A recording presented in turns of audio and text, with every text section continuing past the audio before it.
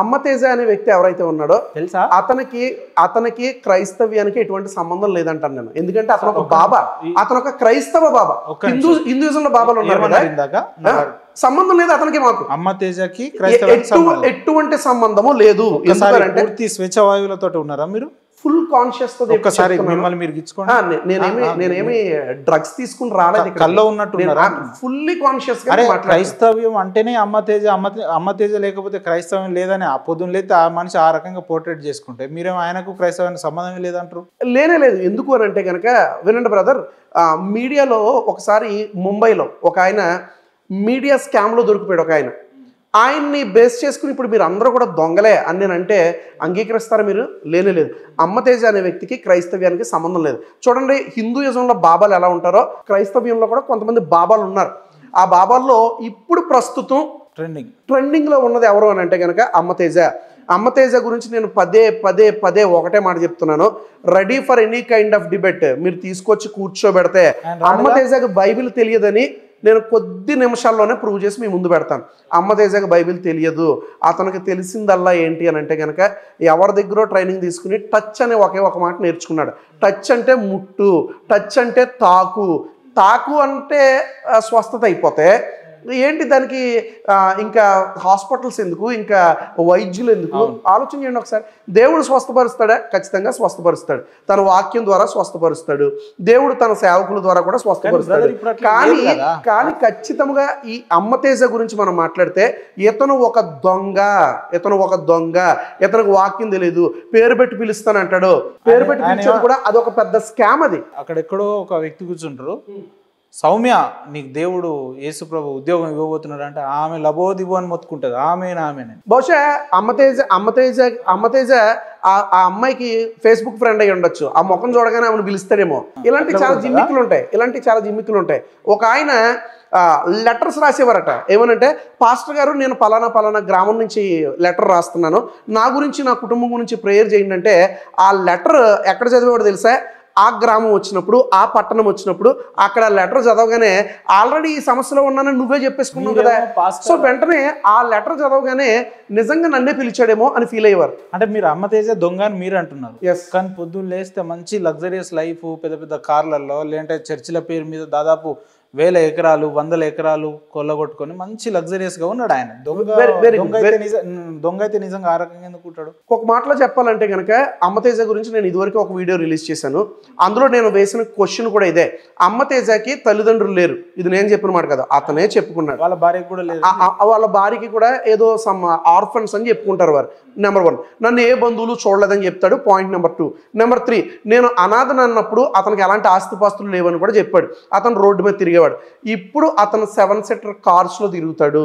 ఇప్పుడు అతను luxurious life, అతనికి పొలాలు ఉన్నాయి, స్థలాలు ఉన్నాయి, మందిర నిర్మాణం జరిగిపోయింది. ఎక్కడి నుంచి వచ్చినాయి ఇవన్నీ అంటే కనుక దొంగ బాబాలకు ఉన్నంత డిమాండ్ నిజమైన పూజారులకి అర్చకులకి ఉండదు. నిజమైన అర్చకుడు ఎలా తిరుగుతాడు? సైకిల్ మీద తిరుగుతాడు. నిజమైన సేవకుడు ఎలా తిరుగుతాడు? పైకి ఇలా కోటేసుకున్న లోపల సిరిగిపోయిన బనీని ఉంటుంది. కానీ అమ్మ తేజ ఎటువంటి వాడంటే పైకి తెల్లటి వస్త్రాలే కానీ అతని హృదయం అంతా కూడా నలిపే. అందుకే అంటాడు కదా ప్రభువైన యేసుక్రీస్తు, మీరు సున్నము కొట్టిన సమాధులు అంటాడు. ఓ ఈ హిపోక్రైట్స్ అంటాడు. ఇతను ఒక వేషధారి. ఇతను పైకి తెల్లటి వస్త్రాలే కానీ పచ్చి దొంగ ఎవరంటే అమ్మ తేజ. ప్రస్తుతం ట్రెండింగ్ లో ప్రజలను మోసం చేయడంలో వివిధ ట్రిక్స్ వెతుక్కుంటారు. వినండి, ఎందుకు బ్రదర్ మీకు ఆయనకి ఎక్కడ చేయడింది అంటే ఆయన వచ్చే బిజినెస్ పార్ట్నర్షిప్ లో మీకు ఏమైనా ఇవ్వలేదా పర్సంటేజ్? అట్లా ఏమన్నా ఫీల్ అయ్యారా? ఇప్పటిదాకా అమ్మ తేజను ఒక్కసారి కూడా కలవలే. నాకు అనేక వీడియోస్ పంపిస్తున్నారు. నన్ను వన్ ఆఫ్ మై ఫ్రెండ్ ఏమడిగాడంటే, మేలుకొలుపుతాం అంటున్నావు కదరా, మమ్మల్ని మేలుకొలుపుతావా, మీ దాంట్లో మేలుకొల్పవా అని అడిగాడు. అప్పుడు ప్రభు నాకు ఒక ఆలోచన కల్పించారు. నిజమే, మేలుకొల్పటము బయట వారిని కాదు మనవారిని కూడా మేలుకొల్పాలని నేను అమ్మ తేజ గురించి మాట్లాడడం ప్రారంభించాను. అమ్మ తేజ కంటే పైన ఉన్న తిమింగలాలు చాలా మంది ఉన్నారు. ఇప్పుడు కల్వరి టెంపుల్ సతీష్ అని చెప్పుకొని, లేదంటే ఇట్లా చాలా మంది ఉన్నారు. మరి వాళ్ళని కోట్ చేయొచ్చుగా. ఒక మాట చెప్పాలి అని అంటే కనుక ఇతన్ని టార్గెటెడ్గా మాట్లాడుతున్నాను కనుక మిగతా వారిని నేను ఏదో ప్రేమిస్తున్నానని వారు నా ఫ్రెండ్స్ అని కాదు. మిగతా వారిని గురించి మాట్లాడే సమయం రావాలి కదా. సమయం వచ్చినప్పుడు ఫర్ షూర్ మాట్లాడతాను. ఇప్పుడు మీరు అమ్మతేజ గురించి అడిగారు, మిగతా వారి గురించి అడగలేదు కనుక వారికి మీరు ఏమన్నా ఫండింగ్ ఇచ్చారంటే లేదు కదా. కల్వరి టెంపుల్ సతీష్ గారి గురించి మీ అభిప్రాయం ఏంది, మీ ఉద్దేశం ఏంది? ఆయన గురించి ఒక మాట చెప్పాలి అని అంటే కనుక చాలా మంది సతీష్ కుమార్ కథలు చెప్తాడు అని అంటూ ఉంటారు కదా. ఒకప్పుడు నాకు వాక్యం అంటే ఏంటో తెలియనప్పుడు ఆ పెట్ట కథలు వినే నేను దేవుణ్ణి తెలుసుకోవడం ప్రారంభించాను. ఒకప్పుడు ఆయన నాకు చాలా వాక్యంలో ఆయన నన్ను నడిపించాడు. ఆయన పెట్ట కథలు చెప్తాడు అంటారు. సో ఆ పెట్ట కథల ద్వారానే నేను వచ్చాను. ఆ తర్వాత నెమ్మదిగా బైబిల్ చదివి ఆ యొక్క హిందూ గ్రంథాలు చదివి అన్ని విషయాలు తెలుసుకున్నాను. ప్రస్తుతానికి సతీష్ కుమార్ గారు కూడా క్రిస్టియన్ మాఫియాలో ఒక పెద్ద తిమింగలం అని చాలామంది అంటూ ఉంటారు. ఈ విషయం నాకు కూడా తెలీదు. సో ఆయన రకరకాలుగా ఆయన చర్చ్ కన్స్ట్రక్షన్ స్కామ్ చేశాడని, ఆయన వ్యాపారాలు పెడుతున్నాడని, చివరికి బిర్యానీ పాయింట్ కూడా పెట్టాడని విన్నాను నేను, కల్వరి బిర్యానీ పాయింట్ అని. ఇలాంటివి ఒక సేవకుడు చేయడం అంత మంచిది కాదు. ఒకప్పుడు మంచి సేవకుడే, బహుశా ఇప్పుడు పాడైపోయి ఉండొచ్చు. అది నా వరకు వచ్చినప్పుడు మాత్రం ఖచ్చితంగా ఆయన తన యొక్క పరిచయలో పాడయ్యాడని నేను అనుకుంటున్నాను. But once upon A time నువ్వు ఎలా రక్షింపబడ్డావు రవీంద్రనాథ్ అంటే కనుక నేను అనేకులు వాక్యం వినేవాడిని. అందులో సతీష్ కుమార్ గారి వాక్యం తూచా తప్పకుండా ఆయన వాక్యం చూసేవాడిని నేను. అంటే ఇప్పుడు డైల్యూట్ అయిపోయినా అంతేనా? మేబీ ఇప్పుడు డైల్యూట్ అయిపోయి ఉండొచ్చు. మొదట చూడండి, కొంతమంది పోలీసు ఉద్యోగంలోకి వచ్చినప్పుడు చట్టం, న్యాయం, ధర్మం అని వస్తూ ఉంటారు. ఆ తర్వాత కొన్ని కారణాల చేత వారు చెడిపోతూ ఉంటారు. మొదట డాక్టర్గా వచ్చినప్పుడు ఫ్రీగా మాత్రమే వైద్యం చేయాలనుకుంటారు, నెమ్మదిగా పొల్యూట్ అయిపోతూ ఉంటారు. బహుశా ఆయన కూడా అలా అయిపోయాడేమో. క్రైస్తవం, నిజమైన క్రైస్తవం ఏది, ఎవరిని నమ్మాలి? ఇప్పుడు మీరు చెప్పే వ్యక్తులు పాస్టర్ల పేరుతో వస్తున్నారు, 1000 కోట్లు కొల్లగొట్టుకుంటున్నారు, 100 కోట్లు సంపాదించుకుంటారు. ఎవరిని నమ్మాలి? మీలాంటి వాళ్ళు ఏమో బైబిల్ గురించి చెప్పేటోళ్ళు చెప్తూనే ఉన్నారు, కానీ ఒక పక్క సంపాదించుకునేటోళ్ళు సంపాదిస్తూనే ఉన్నారు, చేసే పనులు చేస్తూనే ఉన్నారు. సో ఎట్లా నిజమైన క్రైస్తవం ఏదంటే ఏం చెప్తారు? నిజమైన క్రైస్తవ్యం తెలియాలి అంటే కనుక మొట్టమొదటిగా బైబిల్ చదవడం ప్రారంభించాలి. ఒకవేళ దానిపైన ఒక విశ్వాసికి పట్టుంటే ఎవరు నిజం చెప్తున్నారు, ఎవరు అబద్ధం చెప్తున్నారు చాలా స్పష్టంగా తెలిసిపోద్ది. నిజమైన క్రైస్తవుడు ఎక్కువ ప్రార్థనలో గడపాలి. ప్రార్థనలో గడిపితే దేవునితో నీకు ఎప్పుడైతే రిలేషన్ ఉందో ఎవడు దొంగ, ఎవడు నిజమైన వాడని చాలా ఖచ్చితంగా తెలిసిపోద్ది. ప్రభువైన యేసుక్రీస్తే ఆయన చెప్పాడు. బైబిల్ వాక్యం కూడా చాలా స్పష్టంగా సెలవిస్తుంది. ఏమంటూ ఉన్నారంటే కనుక, మీ మధ్యకి తోడేళ్ళు వస్తాయి జాగ్రత్త, గొర్రె చర్మం కప్పుకున్న తోడేళ్ళు వస్తారు జాగ్రత్త, గనుక వారితో మీరు తస్మాత్ జాగ్రత్తగా ఉండండి అని బైబిల్ చెప్తా ఉంది. కనుక ఎవరు దొంగలు, ఎవరు నిజమైన కాపర్లు అనేది తెలుసుకుంటే ఖచ్చితంగా క్రైస్తవ్యం చాలా చక్కగా ముందుకు కొనసాగుతుంది. దేవుని గురించి తెలవాలంటే బైబిల్ చదవాల్సిందే.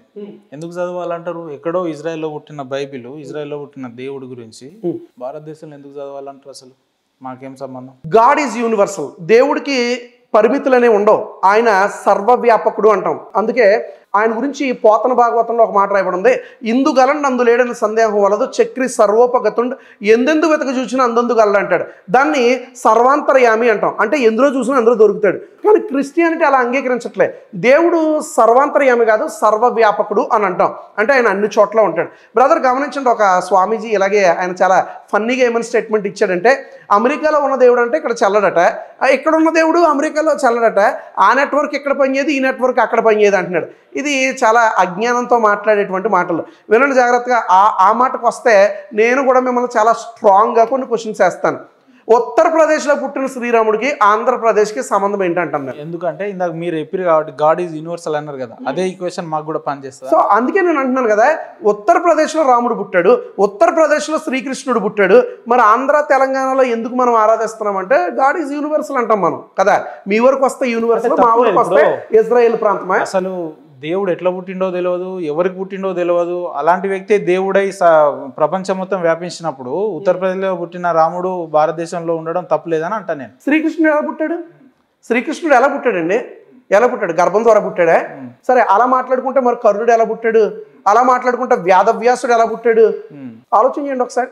అలా మాట్లాడుకుంటే మాద్రికి ఆ యొక్క ఇద్దరు బిడ్డలు ఎలా పుట్టారు? ఆలోచన చేయండి. బైబిల్ పరిశుద్ధ గ్రంథము ఇది పుట్టి దాదాపు 2000 పైచిలకు సంవత్సరం అయింది అంటారు కదా. ఎట్లా పుట్టింది అని అంటే కొంతమంది ఏమంటారు హైందవ సోదరులు అంటే, అన్ని సనాతన గ్రంథాల నుంచే ఇవన్నీ కూడా పుట్టుకొచ్చినాయి అని అంటారు. యాక్సెప్ట్ చేస్తారు ఆ మాట? మీరు ఎట్లా చెప్తారు? నేను ఛాలెంజింగ్గా ఒక మాట చెప్తాను. సనాతన గ్రంథమే కాపీడ్ గ్రంథం అంటాను నేను. మీరు అంగీకరిస్తారా? నేను మీకు ఇది టెలికాస్ట్ చేసే దమ్ము ఉంటే నేను వీటి గురించి మాట్లాడతాను. మీకు దమ్ముందా? టెలికాస్ట్ చేస్తారా? మీరు తీయకుండా టెలికాస్ట్ చేస్తానంటే నేను చెప్తాను. చెప్పండి. సనాతన గ్రంథమే కాపీడ్ సోర్స్ అంటాను నేను. ఎందుకనంటే కనుక ఇక్కడ కనిపించే ప్రతి దేవుడు కూడా అత్యంత ప్రాచీనమైన నాగరికత, మెస్పటోమియా నాగరికత ఉంది కదా, అక్కడి నుంచి కాపీ చేయబడిన దేవుళ్ళే దేవతలే అంటాను నేను. నేనేమి తెలియకుండా మాట్లాడలే, మీకు కొన్ని ప్రూఫ్స్ ఇచ్చిన తర్వాత నేను మాట్లాడతాను. చూడండి, ఉదయం లేవగానే మీరు సూర్య నమస్కారం చేస్తారు. ఇప్పటికీ కూడా ఆ యొక్క సూర్య నమస్కారం చేసేవారు ఇక్కడే కాదు, చాలా ప్రదేశాల్లో ఉన్నారు. ఇది ఎక్కడి నుంచి కాపీ చేయబడిందంటే కనుక ఈజిప్ట్లో రా అనే గాడ్ ఉన్నాడు.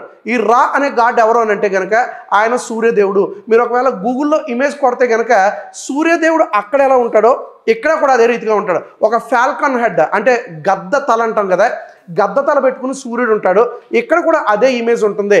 సూర్యుడిని కాపీ చేసి ఆ సూర్య నమస్కారం ఇప్పటికీ కూడా ఇక్కడ చేస్తున్నారు. ప్రాచీన కాలంలో హిస్టోరియన్స్ ఏమని రాశారు తెలుసా, ఆ ఈజిప్ట్లో చాలామంది లేవటమే వారు సూర్యునికి నమస్కారం చేసేవారు. సో సనాతన గ్రంథంలో ఉన్న సూర్యదేవుడు అక్కడి నుంచి కాపీ చేయబడ్డాడు అంటాను నేను. రెండోదిగా మీరు చూసినట్లయితే బాల్ అనేటువంటి ఒక దేవుడు ఉన్నాడు. ఆయన ఎద్దు తలను పెట్టుకుని ఉంటాడు. అలాగే ఇజ్రాయేలీలు వారు మొట్టమొదటిగా చేసుకున్న దేవుడు ఎవరంటే కనుక ఒక దూడను చేసుకున్నారు. ఆ దూడను చేసుకున్న తర్వాత వారు ఆరాధిస్తారు. మోషే కొండపైకి వెళ్తాడు, 10 ఆజ్ఞలు తేవడానికి లేట్ అవుతుంది, 40 రాత్రులు 40 పగళ్ళు అయిపోతుంది. వారు చింతించి భయపడిపోయి ఒక దూడను చేసుకుంటారు. నేను అంటాను కదా, అదే దూడని ఇక్కడ ఆవుగా మార్చుకుని మాకు గోమాత అని చెప్పుకుంటున్నారు అంటాను నేను. ఇప్పుడు సనాతన గ్రంథం కాపీ కాదని మీరు చెప్పగలుగుతారా? మీరు ఆలోచన చేసినట్లయితే ఇలా చెప్పుకుంటూ పోతే అనేక గ్రంథాలు, సనాతన గ్రంథాలు కాపీ చేయబడినాయి. అమ్మున్ అనేటువంటి దేవుడు ఉన్నాడు. ఆ దేవుణ్ణి ఇక్కడ పోల్చితే కనుక శ్రీకృష్ణుడు ఎలాగుంటాడో అమ్మున్ అనేటువంటి దేవుడు అలాగే ఉంటాడు. ఆయన బ్లూ కలర్గా ఉంటాడు ఇమేజ్. ఆయన పైన కొన్ని పక్షి వెంట్రుకలు ఉంటాయి, ఈకలు ఉంటాయి. ఇక్కడ శ్రీకృష్ణుడు కూడా నెమల పెంచం పెట్టుకుంటాడు, బ్లూ కలర్లో ఉంటాడు. కాపీడ్ సోర్స్ కాదా ఇది? ఇక్కడ మీరు ఎవరైతే మా శివుడు చాలా ప్రాముఖ్యం, మా శివుడు చాలా గొప్పవాడు అని చెప్తున్నారో అదే శివుణ్ణి ఆటమ్, ఒసిరిస్ లేదా హారస్ అనేటువంటి దేవుళ్ళతో పోలుస్తారు. ఈ దేవుళ్ళందరూ కూడా ఈజిప్ట్కి సంబంధించిన వారే.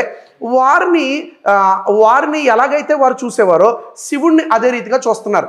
శివుడు మరణాన్ని తీసుకొస్తాడు, వినాశనాన్ని తీసుకొస్తాడని ఇక్కడ చాలామంది చెప్తూ ఉంటారు. సో ఆటమ్ అనేటువంటి దేవుడు కూడా మరణాన్ని తీసుకుని వస్తాడు అని చెప్తూ ఉంటారు.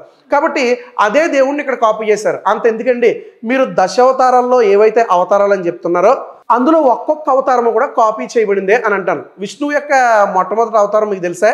మత్స్య అవతారము. ఈ యొక్క మత్స్య అవతారంలో ఒక స్టోరీ ఉంటుంది. ఆ స్టోరీ ఏంటంటే, ఎందుకు వచ్చావు నువ్వు చేపగా అని అంటే, సగం చేపగా సగం మనిషిగా విష్ణువు ఎందుకు వచ్చాడంటే ఆయన రెండు విషయాలు చెప్తాడు. ఒకటి, మొట్టమొదటి మానవుడైన మనువును కాపాడుకోవాలి. 2, వేదాలను ఆ యొక్క రాక్షసుడు పట్టుకుపోయాడు కనుక రాక్షసుడి నుంచి ఆ యొక్క వేదాలను తిరిగి తీసుకురావాలి. ఇందుకే ఆయన మత్స్యావతారంలో వచ్చానంటాడు. ఈ యొక్క మత్స్యావతారం స్టోరీ ఏంటంటే, మనుకి విష్ణు ప్రత్యక్షమయ్యి ఆయన అంటాడు కదా, నువ్వు ఒక ఓడ నిర్మించుకో, ఆ ఓడ నిన్ను వరదల్లో నుంచి కాపాడుతుంది, ఈ భయంకరమైన వరదలు ఈ ప్రపంచం అంతా కూడా నిండిపోతాయి, నువ్వు మొదటి మానవుడు కనుక నిన్ను నేను కాపాడుకోవాలి కనుక ఒక ఓడ నిర్మించు అని చెప్తాడు ఆ యొక్క మత్స్యావతారంలో. వచ్చిన తర్వాత మనుని వేదాలని కాపాడాలనే కాన్సెప్ట్తో వస్తాడు. ఇదే కాన్సెప్ట్ బైబిల్లో కనబడుతుంది. నోవాహు అనే ఆయన ఉంటాడు. నోవాహు జలప్రలయం ఉంటుంది. నోవాహుకి దేవుడు ఏం చెప్తాడు తెలుసా? ఒక ఓడ తయారు చేసుకో, నిన్ను నీ కుటుంబాన్ని కాపాడుకో అంటాడు. ఇది కాపీగా మీకు అనిపించడం లేదే? ఈ మత్స్యావతారము ఎంతవరకు నిజము అని మనం అడిగితే దానికి సంబంధించిన ప్రూఫ్లు ఏమీ లేవు. ఏమన్నంటే కనుక మాది లక్షల ఏళ్ళ నాటి ధర్మం, మాది కోట్ల ఏళ్ళ నాటి ధర్మం, ఇలాంటి మాటలు చెప్పడం తప్ప ప్రూఫ్లు ఏమీ చూపించరు. కానీ నోవాహు జలప్రలయం వచ్చిందని చెప్పడానికి బ్లాక్ సీ అనే ప్రాంతం ఉంది. అది ఎక్కడ ఉంటుందంటే కనుక టర్కీ, బల్గేరియా, రొమానియా ఈ ప్రాంతం ఎక్కడైతే ఉన్నాయో అక్కడ బ్లాక్ సీ అనే ఒక ప్రాంతం ఉంది. ఈ బ్లాక్ సీ దగ్గర కొన్ని షోల్స్, వాటిని తెలుగులో మనం ఏమనాలి అంటే కనుక కొన్ని పెంకులు దొరికినాయి. కార్బన్ డేటింగ్ ద్వారా 7500 సంవత్సరాల క్రితం దాదాపుగా ఒక విపత్తు జరిగిందని అప్రాక్సిమేట్గా వారు చెప్తా ఉన్నారు. దీన్ని బట్టి నోవాహు జలప్రలయం జరిగిందని మేము ప్రూఫ్ చూపించగలం. కానీ మీరు మత్స్యావతారం జరిగిందని మీరు ప్రూఫ్ చూపించగలరా? ఇది నోవాహు స్టోరీ నుంచి కాపీ చేసి రాయబడినటువంటి స్టోరీ, పురాణము అని నేను చెప్తాను. మీరు దీన్ని కాదు అని ప్రూవ్ చేయగలుగుతారా?